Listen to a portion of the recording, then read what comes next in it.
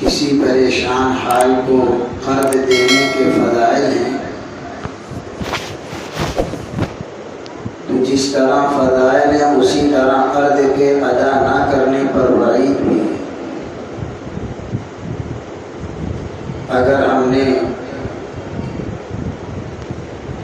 کسی کا حق لے رکھا ہے تو مرنے سے پہلے ادا کریں۔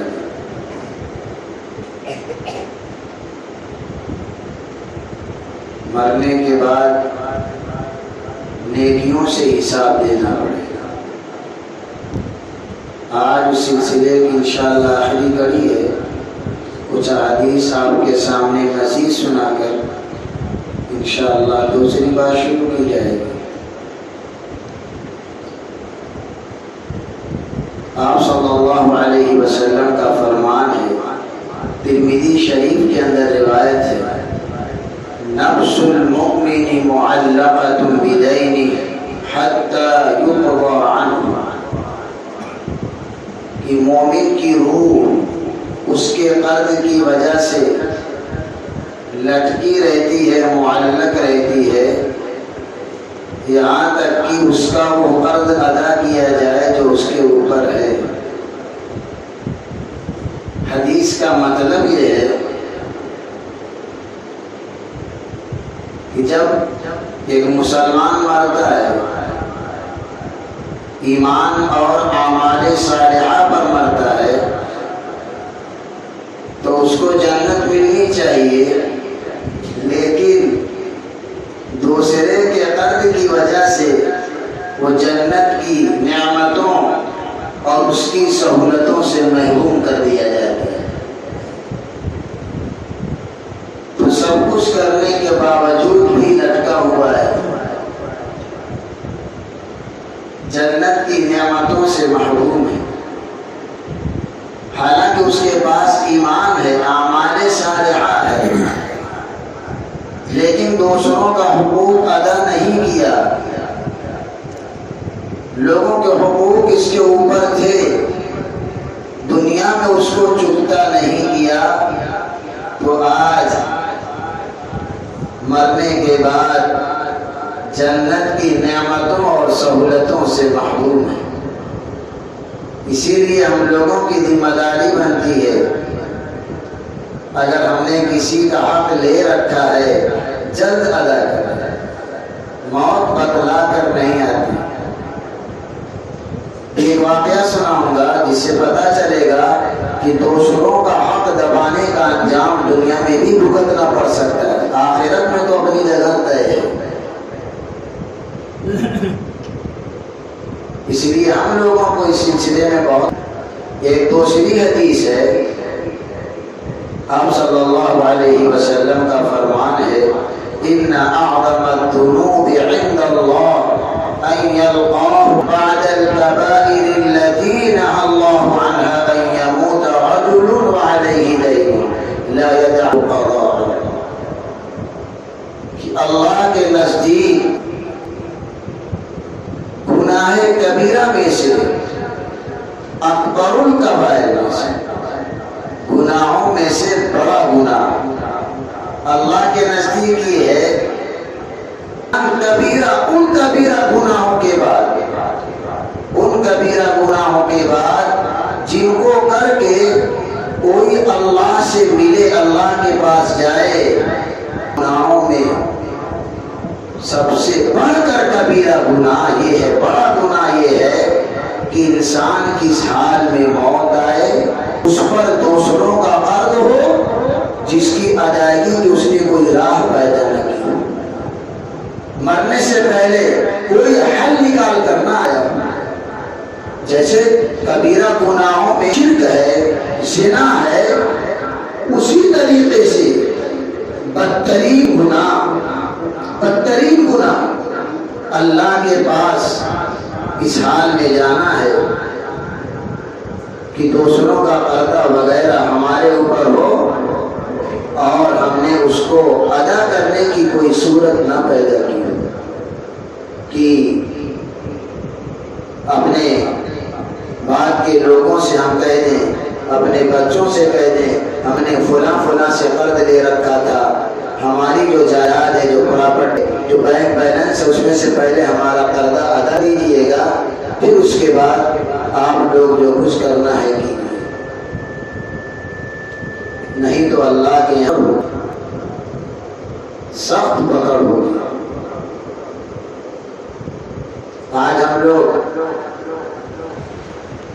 عبادات وغیرہ کرتے ہیں، بعض لوگ کرتے ہیں، لیکن دوسروں کے حقوق کی پرواہ نہیں کرتے، معاملات میں اپنے آپ کو آزاد سمجھتے ہیں، جس کا چاہا حق دیا، ادا کرنے کی کوشش تک نہیں کرتے، حالانکہ ہم مسلمان ہیں۔ مسلمان وہی ہے جس کی زبان ہاتھ سے دوسرے مسلمان محفوظ ہوں۔ مسلمان وہی ہے کہ کسی کو اپنی عزت آبرو کے تئیں، مال کے تئیں ہم سے ڈر نہ ہو۔ مسلمان ایسا ہوتا ہے، مسلمان کا وجود ہی اس بات کی دلیل ہے کہ امن و امان ہوگا، عدل ہوگا، لوگوں کے حقوق ادا کیے جائیں گے، کسی پر ظلم نہیں ہوگا، حتیٰ کہ وہاں پر جو غیر مسلم آباد ہیں ان پر بھی ظلم نہیں ہوگا، ان کو ان کے حقوق ادا کیے جائیں گے، جو ان کے ساتھ زیادتی کرے گا ان کے خلاف کارروائی کی جائے گی۔ مسلمانوں کا وجود ہی سراپا خیر و برکت ہونا چاہیے، لیکن آج ایسا نہیں ہے۔ مسلم علاقوں میں، مسلم جگہوں میں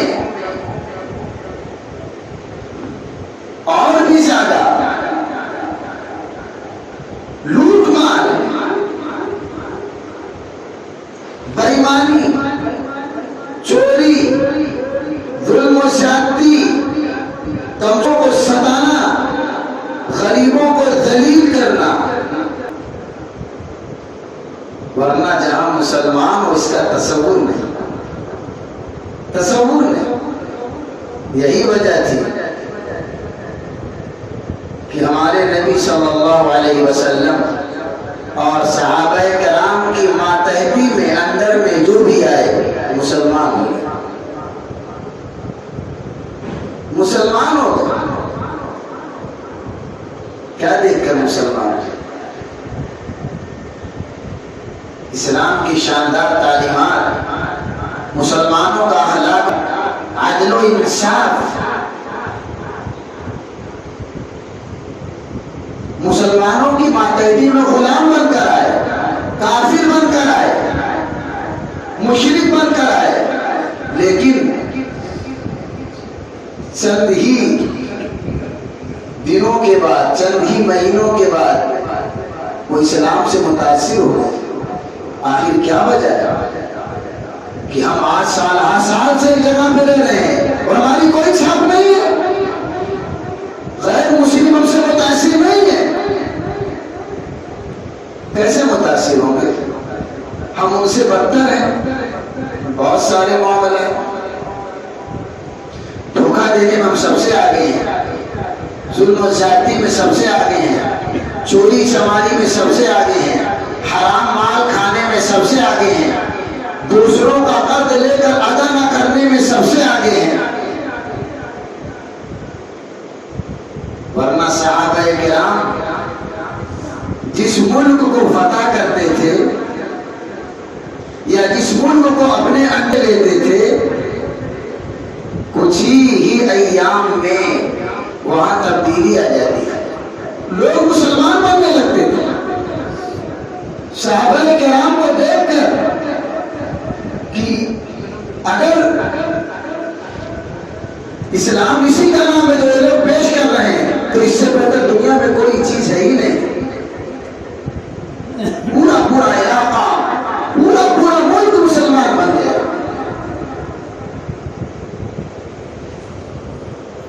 اور ہم لاکھوں نفوس پر مشتمل ہیں، بعض علاقوں میں لاکھوں نفوس پر مشتمل ہے، لیکن وہاں رہنے والے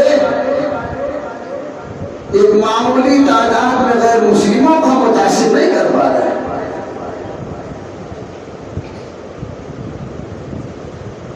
بہت بڑا المیہ ہے. ایک طرف ہمارے اسلاف تھے، جہاں جاتے تھے علاقوں کے ساتھ ساتھ قلوب کو بھی فتح کرتے تھے، دلوں کو فتح کرتے تھے. فاتح ملک نہیں تھے وہ لوگ، صرف فاتح قلوب تھے. دل پر حکومت کرنا آسان کام نہیں ہوتا. جسموں پر تو حکومت ہم روک دبدبے سے کر سکتے ہیں، لیکن دلوں پر حکومت کرنے کے لیے بہت اونچا انسان بننا پڑتا ہے. کیریکٹر کردار میں اعلیٰ درجے پر پہنچنا پڑتا ہے. لوز کیریکٹر کا مسلمان کبھی بھی دلوں کو فتح نہیں کر سکتا. یہاں پر جو اولیاء کرام ہندوستان میں آئے ہیں، جن کی وجہ سے بہت بڑی تعداد اسلام میں داخل ہوئی ہے، کیا دیکھتے ہیں؟ ہندوستان میں اولیاء کرام کی بہت بڑی تعداد آئی اسلام کی دعوت و تبلیغ کے لیے. لوگ اسلام میں داخل ہوئے ان کے اخلاق و کردار اور روشن تعلیم کو دیکھ کر، ان کی علم و بردباری کو دیکھ کر، اعلیٰ درجی کو دیکھ کر. الحمدللہ جیسا اسلام ماضی میں تھا آج بھی وہی اسلام ہے، وہی تعلیمات ہیں. بس ہم بدل گئے، ہم لبرل بن گئے، آزاد خیال بن گئے اور سمجھتے ہیں کامیاب ہو گئے. حالانکہ دلت پر دلت ملتی جا رہی اور بڑھتی جا رہی. اس لیے ہم سب لوگ دوسروں کے حقوق کی ادائیگی میں بہت محتاط رہیں، ذرہ برابر کوتاہی نہ کریں، ورنہ میدان محشر میں نیکیاں دے کر چکتا برتن نہ ہو. اگر یہاں پر ادا نہیں کیے تو میدان محشر میں کیا دینی پڑے گی؟ نیکیاں دینی پڑے گی، اور نیکیاں دے کر حساب چکتا کرنا. اور میدان محشر میں نیکیوں کی بہت زیادہ ضرورت ہے. جیسے اگر یہاں کوئی فخر و فاقہ میں مبتلا ہو تو 2-4 روپیہ بھی بڑی اہمیت رکھتا ہے. وہی حال میدان محشر میں ہوگا کہ وہاں پر 1-2 نیکی کے لیے بھی لوگ ترسیں گے، اور پتہ چلی کہ ہمارے پاس اعمال صالحہ کا ڈھیر تھا، سب دوسروں کو دے دیا گیا، اور پھر اس کے بعد جہنم میں ڈھکیل دیا جائے گا. کیا گزرے گا؟ جیسے آج کے زمانے میں روپے پیسہ کی بڑی اہمیت ہم لوگ دیتے ہیں. روپے پیسے کو لیے ہم نہ جانے کیا کیا کرتے ہیں، رشتے ناطے تک توڑ دیتے ہیں کبھی کبھی پیسوں کے چکر میں اور اس کی محبت میں، اس کے حص میں. میدان محشر میں روپیہ پیسہ دراہیم و دنانیر کام نہیں آئے گا. وہاں تو نیکیاں کام آئیں گی، اعمال صالحہ کام آئیں گی، ایمان کام آئے گا. لیکن افسوس ہم اعمال صالحہ کے ساتھ تو گئے، لیکن لوگوں کے حقوق مار کے گئے، لوگوں کے حقوق مار کے گئے. تو چکتا تو کرنا پڑے گا، یا نہیں تو وہاں. اسی لیے ہی چکتا کر لیں، آخرت پر نہ چھوڑیں. وہ دارالجزا ہے، بدلے کا دن ہے، رتی کا حساب دینا پڑے گا. ہم لوگ بہت کوتاہی کر رہے ہیں حقوق کی ادائیگی. اپنا لینے کے لیے تو مستعد ہے، تیار ہے، ریڈی ہے.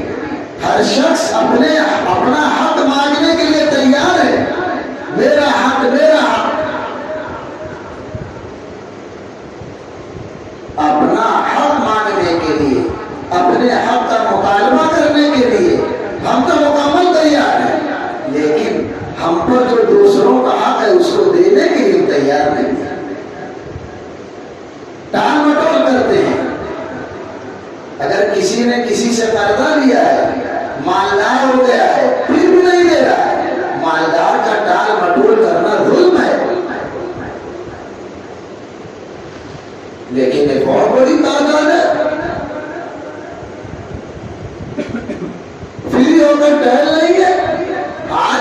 ان کے اوپر بہتوں کا قرضہ ہے، ادا کرنے کی طاقت ہے پھر بھی ادا نہیں کر رہے ہیں، اور افسوس ادا بھی نہیں کر پا رہے ہیں، ادا کرنے سے پہلے پا جائے۔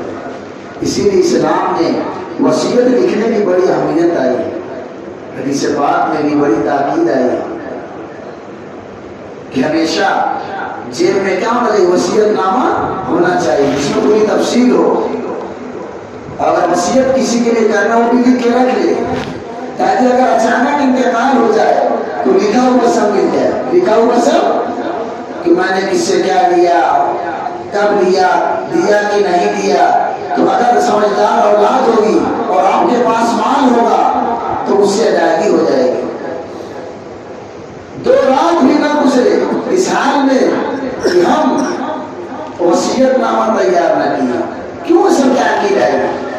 اسی لیے اگر اچانک موت آ جائے، ہم کو کسی کو بتانے کا موقع نہ ملے ہم نے کس سے لیا، کب لیا، ادا کیا کہ نہیں کیا، تو یہ کاغذ کام دے دے گا۔ اچانک انتقال ہوتا ہے لوگوں کا، ایکسیڈنٹ ہو جاتا ہے، آج کل کیسے پہچان؟ آدھار کارڈ وغیرہ ٹیکر ہوتی کہ نہیں ہوتی؟ مسلمان ہے کہ غیر مسلم ہے تو فوراً نمبر وغیرہ تلاش کرتے ہیں، ہے کہ نہیں ہے پاس میں اس کے، تو وہی فوٹو وغیرہ دیکھ کر، آدھار کارڈ وغیرہ دیکھ کر رابطہ ہوتا ہے، پھر انسان بات پہنچاتا ہے کہ بھائی فلاں جگہ کی ہے۔ یہی حال وصیت نہ ہو، ہم مر گئے، ہم نے کسی سے 1 لاکھ لیا، کسی کو 2 لاکھ دیا ہے، ہمارا ارادہ تھا اپنی پراپرٹی کا ایک حصہ کسی کو وصیت کرنے کا، سب آپ کے ساتھ دنیا سے چلا گیا۔ آپ جانتے ہیں، آپ کا اللہ جانتے، باقی تیسرا کوئی نہیں جانتا ہے۔ موت کا آتا پتہ نہیں ہے، موت بدلا کر نہیں آتی۔ شریعت میں کتنا سادہ احتیاط کیا ہے۔ طبرانی کے اندر روایت ہے، آپ صلی اللہ علیہ وسلم کا فرمان ہے، لا تموتن وعلیک دین فإنما الحسنات والسیئات لیس ثم دینار ولا درہم ولیس یظلم اللہ احدا۔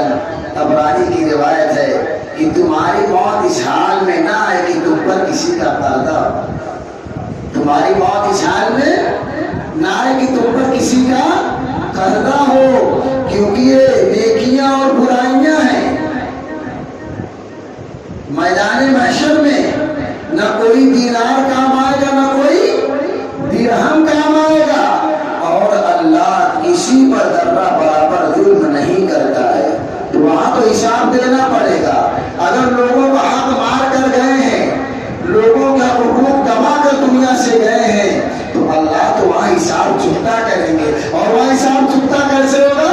وہاں تو پیسے کا لین دین ختم ہو چکا، یہ دنیا میں ہے، یہاں پر حساب و کتاب کر لیں، اگر پیسہ لیا ہے پیسہ دے دیں، زمین لیا ہے زمین واپس کر دیں، سامان لیا ہے سامان لوٹا دیں، صلح کر لیں، معافی مانگ لیں، کیا کر لیں؟ معافی مانگ لیں۔ مرنے سے پہلے سارے دروازے کھلے ہیں، لیکن مرنے کے بعد میدان محشر میں تو پائی کا حساب دینا پڑے گا۔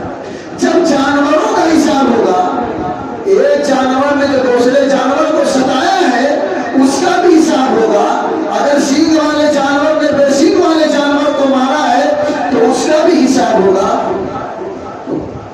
انسانوں کا حساب کیا؟ وہ تو بیچارے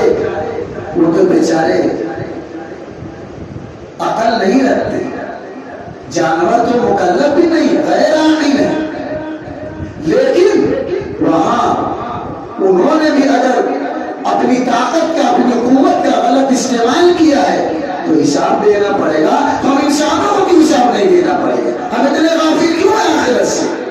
ہم دنیا میں اتنا زیادہ مگر کیوں ہو گئے کہ دوسرے کا مال پر مال لیتے چلے جا رہے ہیں، جائیداد پہ جائیداد ہڑپ رہے ہیں، حکومت کا سہارا لے کر، مقدمات کا سہارا لے کر، اپنے پاور کا غلط استعمال کر کے، لیکن آخرت میں کون سا پاور لاؤ گے؟ میدان محشر میں کون سا پاور لاؤ گے؟ یہاں بہت سے لوگ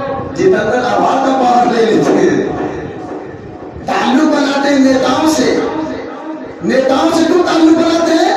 فلاں کی زمین و جائیداد لینا ہے، فلاں سے پیسہ لینا ہے، دیتے ہو نہیں دیتے ہو، میرا فلاں سے تعلق ہے، لے لیا، لیکن بتانے میں شر میں کس کو لائے گی؟ جتنے وہاں کو لائے گی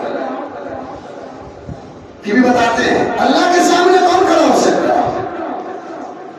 ہم لوگ مسلمان ہیں، دنیا میں اگر ہم نے اپنے طاقت کا غلط استعمال کیا، اپنے عہدے کا غلط استعمال کیا ہے، اپنے کنبہ خاندان کی کثرت کا غلط استعمال کیا ہے، تلافی کر لیں، مرنے سے پہلے کر لیں۔ میدان محشر میں دراہم و دینار سے بھی تبادلہ نہیں ہوگا، نیکیاں دی جائیں گی۔ کیا دی جائیں گی؟ اگر ہم کچھ نیکیاں لے کر گئے ہیں یا نیکیوں کا مار لے کے گئے ہیں اور دوسروں کا حق مار کر گئے ہیں، تو اللہ تعالیٰ کہیں گے چلو چکتا کرو۔ کس سے چکتا کرنا پڑے گا؟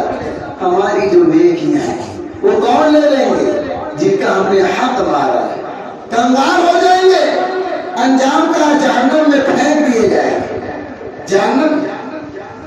جہنم بڑی بری جگہ ہے، کوئی گڈا گڈی کا کھیل نہیں ہے۔ جہنم بہت خطرناک جگہ ہے، ایسی خطرناک آگ ہے کہ اگر جسم کو لگے گی فوراً دل تک پہنچ جائے گی، اور جب دل جلتا ہے بہت شدید تکلیف ہوتی ہے۔ انسان کے اندر سب سے عظیم حصہ دل ہے، اور دل جلتا ہے تو بہت تکلیف ہوتی ہے۔ ایسی خطرناک آگ ہے، بڑے خطرناک قسم کے عذابات ہیں جہنم کے اندر۔ ہم سب کا جنت و جہنم پر ایمان ہے، تو آخر ہم ڈرتے کیوں نہیں اللہ سے؟ خوف کیوں نہیں کھاتے؟ اللہ سے شرماتے کیوں نہیں؟ ارے اللہ سے کم از کم شرم آنی چاہیے کہ کون سا منہ لے کے اللہ کے دربار میں جائیں گے؟ ظالم بن کر جائیں گے، بے ایمان بن کر جائیں گے، چور بن کر جائیں گے۔ دنیا میں تو آج کل چور بھی بڑے صاحب ہیں، بلکہ الٹا ہے کہ جتنا بڑا چور ہوتا نہیں آج کل اچھا مانا جاتا ہے، لیکن وہاں ایسا کچھ نہیں ہوگا، چور تو چور ہے۔ اس لیے تلافی کرنا۔ ایک واقعہ سنا کر بات ختم کر دیتا ہوں۔ علامہ داوی رحمۃ اللہ علیہ کی کتاب ہے کتاب الکبائر، کتاب الکبائر۔ انہوں نے اس میں واقعات لکھے ہیں۔ انہوں نے ایک واقعہ لکھا ہے کہ بعد عارفین سے بات ہمیں پہنچی کہ ایک بیچارہ مچھلی کا شکار کر کے لا رہا تھا، مچھلی کا شکار کر کے لا رہا تھا۔ ایک طاقتور انسان آ کر مچھلی مجھے دو، مچھلی مجھے دو۔ کہا میں مچھلی نہیں دے سکتا، میں مچھلی کی مدد سے اپنے بال بچوں اہل و عیال کے غذا و خوراک کا انتظام کروں گا، میں مچھلی تمہیں نہیں دے سکتا۔ اس نے اس کو مارا، طاقت کا جیسے آج کل ہو رہا ہے، جس کی لاٹھی اسی کی بھینس، ہر کوئی اپنی طاقت کا غلط استعمال کر رہا ہے، لیکن ایسوں کا انجام بھی بڑا برا ہوتا ہے۔ خود ان کی اولاد ان کی باقی بندی گھر میں خوب پھرتی ہے، بعد میں پتہ نہیں چلتا، کچھ حد تک چھپ جاتا ہے، لیکن کمرہ میں بند کر کے مارتے ہیں۔ میں نے خود پتہ چلی، ہم اپنے گاؤں گھر میں دیکھے ہیں، بعض لوگوں جنہوں نے ظلم کیا ان کی اولاد کو لب کے خلاف کھڑا کیا، پتہ یہ چل رہا کہ اولاد نے کمرے میں بند کر کے اتنا مارا، اپنے باپ کو اتنا مارا کہ منہ دکھانے کے قابل نہیں چل پاتی رہے، گھر ہی میں بیٹھے رہے۔ ایسا ہی ہوتا ہے ایسے لوگوں کا جو دوسروں پر ظلم کرے اور لفظ کو اس کے گھر میں گھسوا کرے، دلیل کر کے نکالے گا باہر۔ ہم لوگ پاس نہیں آتے نا، کرے ظلم جب تک کرنا ہو، بہرحال مرنا تو سب کو ہے، لیکن مچھلی مار پیٹ کر اس کو، جیسے آج کل بات لوگ دمنگ ہوتے ہیں، مچھلی لے لیا اس سے، تو مچھلی نے ہاتھ میں کاٹ لیا، اس کو شدید درد ہوا۔ اللہ کبھی کبھی اپنی قدرت دکھا دیتے ہیں نا دنیائی میں، تاکہ لوگوں کو عبرت ہو، اور کبھی کبھی مہلت بھی دے دیتے ہیں۔ اللہ چیز پہ قادر ہے، اللہ کا ہر کام حکمت کے ساتھ ہے، عذاب دینے میں بھی حکمت ہے اور نہ دینے میں بھی حکمت ہوتی ہے، اللہ بہتر جانتے ہیں۔ انگلی کاٹ لی، شدید درد، وہم آ گیا، اس کو وہم و گمان بھی نہیں ہوگا کہ انگلی سوج گئی ہے، کچھ بڑا مسئلہ ہو جائے گا۔ گیا حکیم کے پاس، اس وقت حکیم آج کل ڈاکٹر، تو ڈاکٹر صاحب نے کہا آپ کا انگوٹھا کاٹنا پڑے گا، اس کے علاوہ کوئی صورت نہیں۔ انگوٹھا کاٹ دیا گیا، لیکن ورم رکا نہیں، بڑھتا چلا گیا۔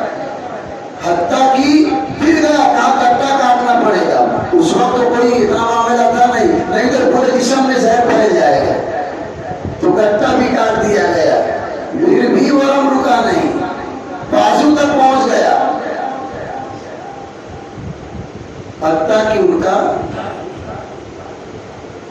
بازو بوڑھے تک ہاتھ کٹ گیا.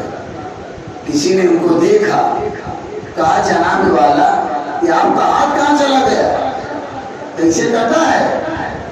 تو کہا کہ بس یہ سب مچھلی کی کیا نشانی ہے.